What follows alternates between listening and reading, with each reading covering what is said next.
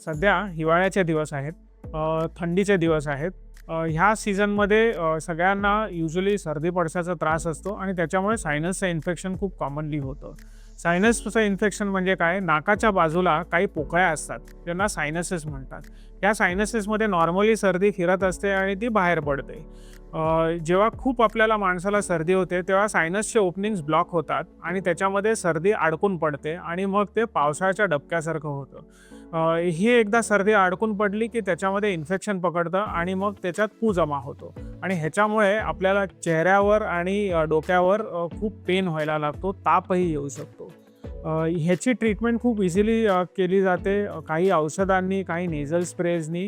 आणि जर त्यांनीही उपाय झाला नाही तर मग आपल्याला ॲक्च्युली सायनस उघडून त्यातनं ती सर्दी साफ करावी लागते. त्याच्याशिवाय ते सायनसेस ड्रेन होत नाहीत आणि त्याच्याशिवाय हे सायनसायटिस ट्रीट होत नाही. तुम्हाला जर असे काही फेशियल पेन आणि सर्दी, खूप वास न येणं असे सिम्पटम्स असतील तर जरूर आपल्या जवळच्या ENT सर्जनकडे जाऊन दाखवा. Thank you very much.